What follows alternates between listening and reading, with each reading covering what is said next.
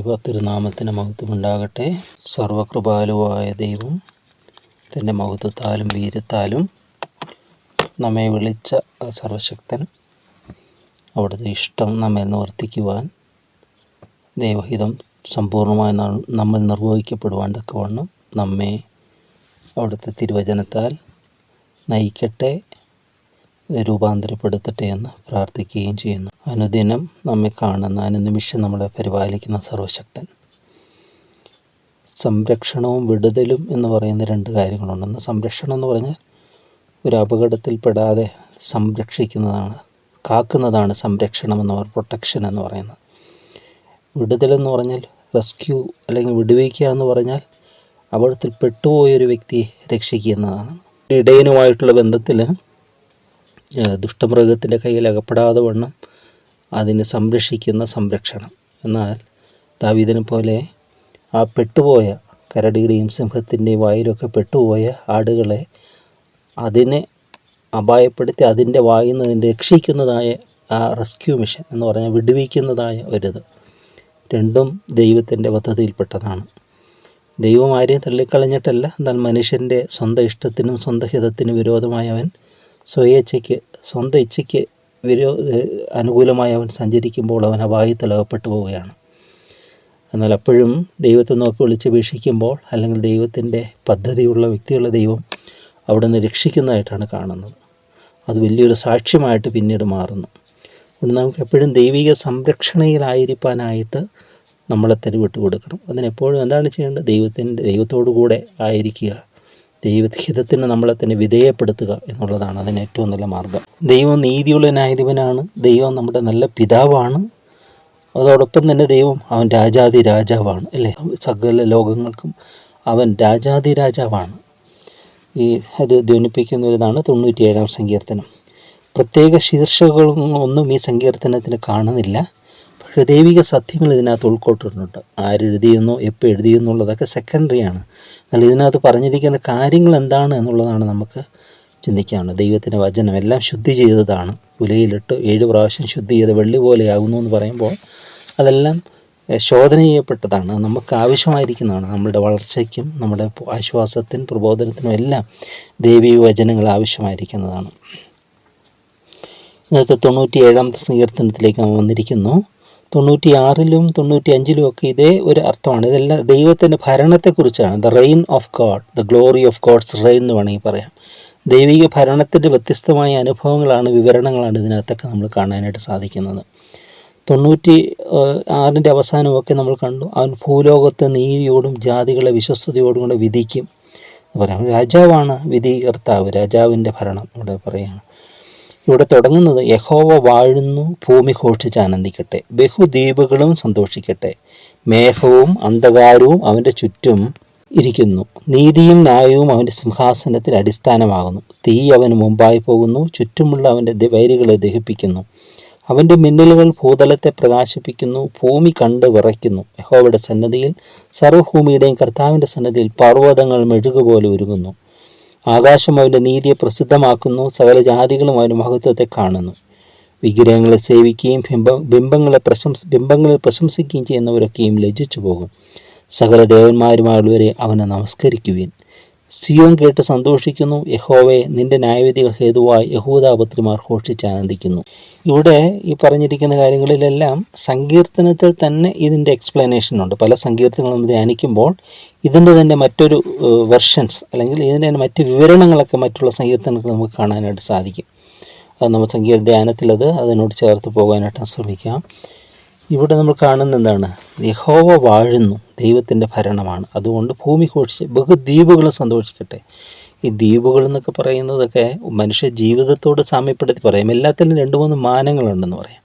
അതായത് ഒന്ന് spiritual insight ആണെങ്കിൽ, ഒന്ന് എർത്തിലി ഭൗമികമായ വിഷനാണെങ്കിൽ അത് നമ്മുടെ ആത്മീക ജീവിതത്തോട് ചേർത്ത് വെച്ച് നമ്മുടെ ജീവിതങ്ങളെയും അതിനോട് കമ്പയർ ചെയ്ത് പറയാം. കറുത്ത ഉപമയൊക്കെ പറയുമ്പോൾ ഉപമകളെല്ലാം നമ്മുടെ ജീവിതത്തോട് ബന്ധപ്പെട്ടിട്ടുള്ളതാണ്. ഉപമ പുറമേയുള്ളതാണ്, പുറമേയുള്ള വസ്തുക്കളും കാര്യങ്ങളും ഒക്കെയാണ് ഉപമയ്ക്ക് ഉപയോഗിക്കുന്നതെങ്കിലും ഉപമയിൽ കൂടെ നമ്മളിലേക്ക് തന്നെ നമ്മുടെ ജീവിതങ്ങളെ തന്നെ ദൈവം വരച്ചു തരികയാണ്, നമുക്കതിനൊരു പ്രബോധനം തരികയാണ് ചെയ്യുന്നത്. ഇവിടെ ബഹുദ്വീപുകൾ എന്നൊക്കെ പറയുന്നത്, ദ്വീപുകൾ എന്ന് പറയുന്നത് മനുഷ്യ സമൂഹങ്ങളെല്ലാം, മനുഷ്യ ജീവിതങ്ങളിലെല്ലാം ദ്വീപുകൾ പോലെയായിട്ടുള്ള ഒത്തിരി ജീവിതങ്ങളുണ്ട്. ഒറ്റപ്പെട്ടു പോയ ജീവിതങ്ങളുണ്ട് അല്ലേ? ഒറ്റപ്പെട്ടു പോയി. ഇപ്പോൾ യോഹന്നാൻ ശ്ലീഹ പത്മോസിലായതുപോലെ ഒറ്റപ്പെട്ടു പോകുന്ന ജീവിതങ്ങളുണ്ട്. ബഹു ജനത്തിൻ്റെ മധ്യയാണ് വസിക്കുന്നതെങ്കിലും ആൾക്കൂട്ടത്തിൽ തനിയെ എന്ന് പറയുന്ന പോലെ അങ്ങനെയുള്ള ജീവിതങ്ങൾ ഒത്തിരിയുണ്ട്. ആ ജീവിതങ്ങളിലും ദൈവീകത്തിന് സന്തോഷം തരാൻ പറ്റും. അവർക്ക് മറ്റൊന്നിലും സന്തോഷം കണ്ടെത്താൻ പറ്റത്തില്ല, അവർക്ക് സന്തോഷദായകമായിട്ട് ഒന്നുമില്ലായിരിക്കാം. പക്ഷെ ഒന്നുമില്ലാതിരിക്കുമ്പോൾ പോലും ദൈവം സന്തോഷമായി മാറുന്ന ഒരു അനുഗ്രഹീതമായ അനുഭവമുണ്ട്. അതാണ് പൗലോസ് അപ്പോസ്തലൻ പറയുന്നത്, കർത്താവിൽ സന്തോഷിപ്പീൻ, അവൻ നമ്മുടെ സന്തോഷമായിട്ട് മാറണം. ഇവിടെ പറയണം, മേഘവും അന്ധകാരവും അവന് ചുറ്റുമിരിക്കുന്നു. അതിങ്ങനെയാണ് പറയുന്നത്, clouds and thick darkness are all around him, righteousness and justice are the foundation of his throne. അതായത് ദൈവം എപ്പോഴും വരുമ്പോൾ അവൻ്റെ ചുറ്റും മേഘങ്ങളും അന്ധകാരവും ഉണ്ടെന്നാണ് പറയുന്നത്. കാരണം തൻ്റെ പ്രകാശത്തെ ദൈവം മറച്ചു വെക്കുകയാണ്. കാരണം ആ തേജസ് കണ്ടാൽ മനുഷ്യൻ നിൽക്കാൻ പറ്റുകയില്ല അല്ലേ? സീനായ പർവ്വതത്തിൽ ദൈവം തന്നെ വെളിപ്പെടുത്തിയപ്പോൾ അവർക്ക് നിൽക്കാൻ പറ്റിയില്ലെന്നാണ് പറഞ്ഞത്. ദൈവമഹത്വം എവിടെയെല്ലാം അല്പമായിട്ടാണ് വെളിപ്പെടുന്നത്, അതിൻ്റെ പൂർണ്ണതയിൽ ആരും കണ്ടിട്ടില്ല, അത് പൂർണ്ണത ദർശിക്കാൻ സാധിക്കുകയില്ല. ഇപ്പോൾ ദൈവം ആ രശ്മികൾ കുറച്ച്, ഇപ്പോൾ ഈ പവർ സ്റ്റേഷനൊക്കെ ഉണ്ടല്ലോ, ഇപ്പോൾ പള്ളിവാസൽ ജലപതി ഇടുക്കി അവിടെ പവർ ഹൗസിലൊക്കെ അവിടെ ഉൽപ്പാദിപ്പിക്കുന്ന കറണ്ട് അതേപോലെയാണ് വരുന്നത്. അത് കുറച്ച് കേജ് കുറച്ചാണ് നമ്മുടെ വീടുകളിലൊക്കെ എത്തുമ്പോൾ അതിനാവശ്യമുള്ള വൈദ്യുതിയായിട്ട് അത് കുറച്ച് റെഡ്യൂസ് ചെയ്തുകൊണ്ടിരിക്കുകയാണ്. അത് പകരപ്പെടുന്ന കമ്പികളുടെ കേജ് കുറയുന്നു. അങ്ങനെ ആ സോഴ്സ് അത് കുറച്ച് കൊണ്ടുവരുന്നതാണ്. അല്ലെങ്കിൽ അതിൻ്റെ ആ ഫുൾ പവറിൽ ഒരു മനുഷ്യനും അത് തൊടാൻ പോലും പറ്റുകയില്ല. അത്രയ്ക്ക് ഡേഞ്ചറസ് അല്ലേ അത്. എന്ന് പറഞ്ഞ പോലെ ദൈവമഹത്വത്തെ പൂർണ്ണമായി ദർശിക്കാൻ ആർക്കും സാധിക്കുകയില്ല. അത് റെഡ്യൂസ് ചെയ്ത് വരികയാണ്. അപ്പോൾ അത് റെഡ്യൂസ് ചെയ്യുന്ന ഒരിതാണ് അവൻ്റെ ചുറ്റും മേഘമുണ്ട്, കൂരിരുട്ടുണ്ട് എന്നൊക്കെ പറയുന്നത്. ദൈവം പ്രകാശം തന്നെയാണ്. പക്ഷേ ഈ പ്രകാശം എന്ന് പറയുമ്പോൾ തന്നെ ആ പ്രകാശത്തിലുള്ള അർത്ഥം എന്ന് പറയുന്നത് ഒരു ഇതാണ് എന്ന് പറഞ്ഞാൽ പകൽ വെളിച്ചം എന്ന് പറയും.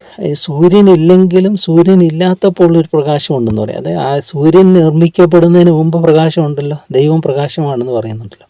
ഇപ്പം ദൈവിക പ്രകാശം അത് സൂര്യനെ വലുതാണെന്ന് പറയും. നമ്മളീ കാണുന്ന സൂര്യപ്രകാശത്തേക്കാൾ വലുതാണ് പ്രകാശം എന്ന് പറയുന്നത്. അപ്പോൾ ആ പ്രകാശത്തിന് ചുറ്റും അന്ധകാരവും കുരുട്ടും എല്ലാം ഉണ്ട് എന്ന് പറയുമ്പോൾ അതിനെ ദൈവം മറച്ചു വെച്ചുകൊണ്ട്, മാത്രമല്ല നമ്മുടെ ജീവിതത്തിൽ സംഭവിക്കുന്ന ഓരോന്നും ഈ ക്ലൗഡി ആയിട്ടുള്ള അല്ലെങ്കിൽ ഈ ഡാർക്ക്നെസ് പോലെയുള്ള അനുഭവങ്ങളിൽ കൂടെ ദൈവം വെളിപ്പെടും. അത് ചില ദുരന്തങ്ങൾ അല്ലെങ്കിൽ ചില ദുഃഖങ്ങളൊക്കെ നമ്മുടെ ജീവിതത്തിൽ സംഭവിക്കും. നമ്മൾ ചിന്തിക്കും അതൊക്കെ, എന്നാൽ അനേകരുടെ ജീവിത സാക്ഷ്യങ്ങളിൽ കാണാം, അവരാ കഷ്ടത്തിൽ കൂടെ കടന്നു പോയപ്പോൾ ദൈവത്തെ അനുഭവിക്കാൻ സാധിച്ചു, അവരാ വേദനയിൽ കൂടെ കടന്നു പോയപ്പോൾ ദൈവത്തെ രുചിച്ചറിയാൻ സാധിച്ചു, ആ പ്രശ്നം വന്നപ്പോൾ ദൈവത്തിൻ്റെ ശക്തി അവർക്ക് മനസ്സിലാക്കാനായിട്ട് സാധിച്ചു, ആ പ്രതിബന്ധത്തിൽ ദൈവം ഇടപെട്ടത്, ആ പ്രതികൂലങ്ങളിൽ ദൈവം നടത്തിയത്, ഇതെല്ലാം ഓർത്ത് അപ്പോൾ അവിടെയൊക്കെ ദൈവത്തിന് പ്രവർത്തിക്കാനുള്ള എവരി നീഡ്സ്, ഓരോ ആവശ്യങ്ങളും ദൈവത്തിന് നമ്മുടെ ജീവിതത്തിൽ പ്രവർത്തിക്കാനുള്ള മുഖാന്തരങ്ങളാണ്, വാതായനങ്ങളാണ്, ഡോഴ്സാണ്. എവരി ഓപ്പർച്യൂണിറ്റീസ് നമ്മുടെ ജീവിതത്തിൽ വന്ന് ഭവിക്കുന്ന ഓരോ ആവശ്യങ്ങളും ദൈവത്തെ നമുക്ക് ഉൾക്കൊള്ളാൻ, ദൈവത്തെ കൂടെ കൂട്ടുവാൻ, ദൈവത്തിനെ അനുവദിക്കുവാൻ, ദൈവമഹത്വം കാണുവാനുള്ള ഓരോ മുഖാന്തരങ്ങളായിട്ടാണ് നമ്മൾ കാണുന്നത്. ഇപ്പോൾ ഇവിടെ പറയുകയാണ്, നീതിയും ന്യായവും അവൻ്റെ സിംഹാസനത്തിൻ്റെ അടിസ്ഥാനമാകുന്നു, തീ അവന് മുമ്പായി പോകുന്നു, ചുറ്റുമുള്ളവൻ്റെ വൈരികളെ ദഹിപ്പിക്കുന്നു. അത് മറ്റൊരിതായിട്ട് പറയുകയാണ്.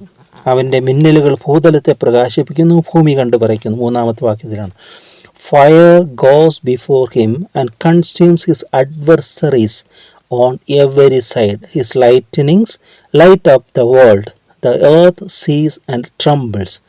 ഇവിടെ പറയാം ഫയർ ഗോസ് ബിഫോർ, പിന്നെ എന്താണ്, അവന് ചുറ്റും ക്ലൗഡ് ഉണ്ട്, മേഘങ്ങളുണ്ട്, തിക് ഡാർക്ക്നെസ്, കൂരിരുട്ടുണ്ട്.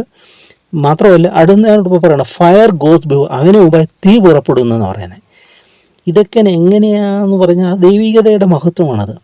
ആലിപ്പഴവും തീക്കനലും ഒന്നിച്ച് പെയ്തു എന്ന് സങ്കീർത്തനത്തിൽ പറയും. ആലിപ്പഴം എന്ന് പറഞ്ഞാൽ ഈ ഐസ് ക്യൂബ്സ് ഉണ്ടല്ലോ, ഐസ് തീ മഞ്ഞുമഴ എന്ന് പറയത്തില്ല, മഞ്ഞ് കല്ലുമായിട്ട് പെയ്യുന്ന ആലിപ്പഴം പെയ്യുക എന്ന് പറയും നമ്മൾ.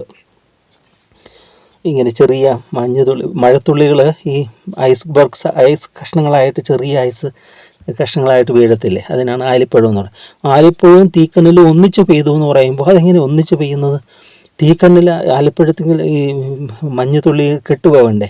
അതൊക്കെ ദൈവത്തിൻ്റെ അത്ഭുതം. ഇതാണ് പ്രകൃതിക്ക് അതായത് ദൈവികത എന്ന് പറയുന്നത് എപ്പോഴും മനുഷ്യരുടെ ബുദ്ധിക്ക് അപ്പുറമാണ്. അതാണ് ദൈവത്തിൻ്റെ സർവ്വശക്തി എന്ന് പറയുന്നത്. നമ്മൾ ചിന്തിക്കുന്ന പോലെയല്ല. ഇവിടെ പറയുകയാണ് തീ അവന് മുമ്പായി പോകുന്നു, ചുറ്റുമുള്ളവന് വൈരികളെ ദഹിപ്പിക്കുന്നു. അപ്പോൾ ഈ തീയുടെ പ്രത്യേകത എന്താ? അത് ദഹിപ്പിക്കുന്നതാണ്. തീക്ക് പ്രൊഡക്റ്റീവ് ഫോഴ്സ് പവറും ഉണ്ട്, ഡിസ്ട്രക്റ്റീവ് ശക്തിയും ഉണ്ടെന്ന് പറയാം. അതായത് ശുദ്ധീകരിക്കാൻ അല്ലെങ്കിൽ ഉൽപ്പാദിപ്പിക്കുവാനുള്ള പവറുണ്ട് തീക്ക്, നശിപ്പിക്കുവാനുള്ള പവറും ഉണ്ട് തീക്ക്. അപ്പോൾ അത് എന്തിനോട് ഉപമിച്ചിരിക്കുന്നു? ദുഷ്ടൻ അവൻ്റെ മുമ്പിൽ മെഴുകുപോലെ ഉരുകും, നീതിമാൻ അവൻ്റെ മുമ്പിൽ ശുദ്ധീകരണം പ്രാപിക്കും. മെഴുക് തീയുടെ മുമ്പിൽ ഉരുകും, അതോടൊപ്പം ഒരു എന്താ പറയുക, ചെളിയിൽ തീ ഈ സൂര്യപ്രകാശം ഏറ്റാൽ എന്ത് പറ്റും? അത് വരണ്ടു പോകും, അത് വിണ്ടുകീറി പോകും, ഡ്രൈ ആയി പോകും. എന്ന് പറയുമ്പോൾ ഒരേ തീ തന്നെ അത് പതിക്കുന്ന പ്രതലത്തിൻ്റെ സ്വീകരണം എങ്ങനെയാണ്, ആ പ്രതലം എങ്ങനെ ഇരിക്കും, അതനുസരിച്ചാണ്. അപ്പോൾ നമ്മൾ നീതിയുള്ള ഒരു ജീവിതത്തിലേക്ക് വരുവാണെങ്കിൽ ദൈവം ഇവിടെ പറയുന്ന എന്താണ്? തീയെക്കുറിച്ച് പറയുന്നത്. തീ അവൻ്റെ മുമ്പാകെ പുറപ്പെടുന്നു, അവൻ്റെ ശത്രുക്കൾ എന്താണ് ഉരുകിപ്പോകുന്ന പറയുന്നത്. Fire goes before him and consumes his adversaries എന്ന് പറഞ്ഞാൽ തീ അവന് മുമ്പായി പോകുന്നു, ചുറ്റുമുള്ളവർ വൈരികളെ ദഹിപ്പിക്കുന്നു. അവൻ്റെ മിന്നലുകൾ ഭൂതലത്തെ പ്രകാശിപ്പിക്കുന്നു, ഭൂമി കണ്ടു പറയ്ക്കുന്നു. യഹോവയുടെ സന്നിധിയിൽ, സർവ്വഭൂമിയുടെയും കർത്താവിൻ്റെ സന്നിധിയിൽ പർവ്വതങ്ങൾ മെഴുകുപോലെ ഉരുകുന്നു. ഒന്ന്, നമ്മുടെ ശത്രുക്കൾ, എതിരികൾ നശിച്ചു പോകുന്നു. എതിരികൾ എന്ന് പറഞ്ഞാൽ എപ്പോഴും ശത്രുവാണ്, സൈറ്റാനിക് ഫോഴ്സസ് അല്ലേ, അന്ധകാര ശക്തികൾ, അതെല്ലാം ഉരുകി പോവുക, അതൊക്കെ മാറിപ്പോവുക ദൈവം നമ്മുടെ ജീവിതത്തിലേക്ക് വരുമ്പോഴത്തേക്ക്. തീ അവൻ്റെ മുമ്പിലുള്ള തീ ഈ എല്ലാത്തിനും ഡിസ്ട്രക്റ്റ് ചെയ്യുന്നു, എല്ലാത്തിനും നശിപ്പിക്കുന്നു. തുടർന്ന് എന്ത് ചെയ്യുന്നു? പർവ്വതങ്ങൾ മെഴുകുപോലെ ഉരുകുന്നു. കർത്താവ് ഒരിക്കലും ഒരു ഉപമ പറഞ്ഞോ, ഈ മലയോട് നീങ്ങിപ്പോയി കടലിൽ ചാടിപ്പോവുക എന്ന് വിശ്വസിച്ചുകൊണ്ട് പറഞ്ഞാൽ സംഭവിക്കുമെന്ന് പറയും. അപ്പോൾ ഉള്ള മലകളൊക്കെ മാറിപ്പോകുന്നതിനായിട്ടാണോ? എന്നാൽ മലയെന്നും പർവ്വതം സൂചിപ്പിക്കുന്നത് സെറുബാബേലിന് മുമ്പിലുള്ള മഹാപർവ്വതമേ നീ ആർ, അതിന് കൃപ എന്നോടുകൂടി ആണിക്കല്ല് കയറ്റും, അത് സമഭൂമിയായി തീരുമെന്നാണ് പറയുന്നത്. എന്ന് പറഞ്ഞാൽ പ്രശ്നങ്ങളാകുന്ന മലകൾ, മൗണ്ടൻസ് ലൈക്ക് പ്രശ്നങ്ങൾ, ആ മലകളൊക്കെ ദൈവത്തിന് ഉരുകിപ്പോവുക ദൈവ സാന്നിധ്യത്തിൽ, ദൈവ സാമീപ്യത്തിൽ. അതാണ് ഈ ഭാരങ്ങളും പ്രയാസങ്ങളും ഒക്കെ നീക്കുന്ന ദൈവം എന്ന് പറയുന്നത്. അല്ല, ദൈവസന്നിധിയിൽ ചെന്ന് നമ്മൾ ഷെയർ ചെയ്യുമ്പോൾ, നമ്മുടെ ഭാരങ്ങളൊക്കെ ഷെയർ ചെയ്യുമ്പോൾ അതെല്ലാം ഉരുകി പോവുക. പിന്നെ ഭാരമില്ലാത്തവരെ വരുന്നത്, പ്രശ്നങ്ങളൊക്കെ അവിടെ ഉണ്ടായിരിക്കാം, പക്ഷെ അതിൽ നിന്ന് നമ്മൾ മുക്തരായിട്ടാണ് എഴുന്നേൽക്കുന്നത്. പ്രാർത്ഥനയിലൊക്കെ പ്രാർത്ഥന ഏറ്റവും മനോഹരമായ ഇതാണ്, നമ്മുടെ എല്ലാം ബേർഡനൊക്കെ ഇറക്കി വെക്കാനുള്ള ഒരു ലോഡ് എല്ലാം ഇറക്കി വെക്കുകയാണ് അവിടെ. എന്നിട്ട് നമ്മൾ ക്രിസ്തുവിൽ സ്വാതന്ത്ര്യത്തോടെ നമ്മൾ കടന്നു വരുന്നു. യെശയ്യാപ്രവാചകന്റെ പുസ്തകത്തിലൊക്കെ ഇതിൻ്റെ സദൃശ്യമായ വാക്യങ്ങളുണ്ട്. ദൈവത്തിൻ്റെ പ്രത്യക്ഷതയ്ക്ക് എന്ത് സംഭവിക്കുന്നുവെന്ന്, അതിന് മുമ്പിലെല്ലാം ഉരുകിപ്പോകുന്നു, ദഹിച്ചു പോകുന്നു എന്നൊക്കെ പറയുന്ന ഒത്തിരി വാക്യങ്ങൾ നമുക്ക് കാണാനായിട്ട് പറ്റും. മീഖാപ്രവാചകൻ്റെ പുസ്തകത്തിൽ 1-ാം അധ്യായത്തിൽ പറയുന്നു, യഹോവ തൻ്റെ സ്ഥലത്തു നിന്ന് പുറപ്പെട്ട് ഇറങ്ങി ഭൂമിയുടെ ഉന്നതികളുമേ നടകൊള്ളുന്നു. തീയുടെ മുമ്പിൽ മെഴുകുപോലെയും കിഴുക്കാൻ തൂക്കത്തിൽ ചാടുന്ന വെള്ളം പോലെയും പർവ്വതങ്ങൾ അവൻ്റെ കീഴിൽ ഉരുകുകയും താഴ്വരകൾ പിളർന്നു പോവുകയും ചെയ്യുന്നു. അതാണ് ദൈവത്തിന്. ഇത് നമ്മുടെ ജീവിതത്തോട് സദൃശ്യപ്പെടുത്തി ചിന്തിച്ച്, അല്ലെങ്കിൽ അനേക ജീവിതങ്ങളിലേക്ക് ഈ അവരുടെ പ്രശ്നങ്ങളാകുന്ന മലകളെല്ലാം ഉരുകിപ്പോകുന്നു ദൈവത്തിൻ്റെ സാമീപ്യത്താൽ, ദൈവത്തിൻ്റെ സന്ദർശനത്താൽ. അതുകൊണ്ട് ദൈവത്തോടെല്ലാം അർപ്പിക്കുവാനായിട്ടാണ് നമുക്കിന്നത് ഇത്രയും ചിന്തിക്കുന്നു. തുടർന്നുള്ള കാര്യങ്ങൾ ബാക്കി നമുക്ക് ചിന്തിക്കാം. 6-ാമത്തെ വാക്യത്തിൽ പറയുന്നു, ആകാശം അവൻ്റെ നീതിയെ പ്രസിദ്ധമാക്കുന്നു, സകല ജാതികളും അവൻ്റെ മഹത്വത്തെ കാണുന്നു. ദൈവം നീതിയുള്ള ന്യായാധിപതിയാണ്, സകല ജാതികളും അവൻ്റെ മഹത്വത്തെ കാണുന്നു. ദൈവം മഹത്വവാനാണ്, അവൻ്റെ മഹത്വത്തെ ദർശിപ്പാൻ. അതുകൊണ്ട് നമുക്കെല്ലാം ദൈവത്തിന് സമർപ്പിക്കാം. സ്നേഹവാനായ ദൈവമേ, നീതിയോടെ വാഴുന്ന രാജാവേ, നിൻ്റെ പ്രത്യക്ഷതയിൽ തന്നെ ഞങ്ങളുടെ പ്രശ്നങ്ങളെ എല്ലാം അകറ്റുന്ന സർവശക്തിക്കായി ഞങ്ങൾ നിന്നെ സ്തുതിക്കുന്നു. നിൻ്റെ സാന്നിധ്യമാണ് ഞങ്ങളുടെ അനുഗ്രഹമെന്ന് തുടർന്നും ഞങ്ങളെ കൂടെ ഓർമ്മപ്പെടുത്തുന്നതിനായി ഞങ്ങളെ സ്തുതിക്കുന്നു. മറ്റൊന്നുമല്ല, പ്രശ്നങ്ങളുടെ അഭാവമല്ല, ഏത് പ്രശ്നത്തിൻ്റെ നടുവിൽ ഞങ്ങളെ വിടുവിക്കുന്ന, പ്രശ്നങ്ങളുടെ നടുവിൽ സംരക്ഷിക്കുകയും പ്രശ്നങ്ങൾ ഉൾപ്പെട്ടു പോയവരെ വിടുവിക്കുകയും ചെയ്യുന്ന നല്ല ദൈവം നീ അവിടെ നിന്നായിരിക്കാൻ ഞങ്ങളങ്ങേ സ്തുതിക്കുന്നു. എല്ലാം നിൻ്റെ കരങ്ങളിലേക്ക് സമർപ്പിക്കുന്നു. സകലതും ഞങ്ങൾക്ക് വേണ്ടി ക്രൂശിൽ തൻ്റെ ജീവനെ മറുവിലയായി തന്ന് ഞങ്ങളെ സ്നേഹിച്ച് തിരുരക്തത്താൽ ഞങ്ങളെ വീണ്ടെടുത്ത പുത്രൻ്റെ നാമത്തെ ഞങ്ങൾ താഴ്മയപേക്ഷിക്കുന്നു. കൃപയോടെ കേട്ട് ഉത്തരമുള്ളവരാകണം സ്വർഗീയ പിതാവേ. ആയ തിരുനാമത്തിൻ്റെ മഹത്വത്തിനായി തന്നെ ഇന്നും നയിക്കും തന്നെ. ആമേൻ, ആമേൻ, ആമേൻ.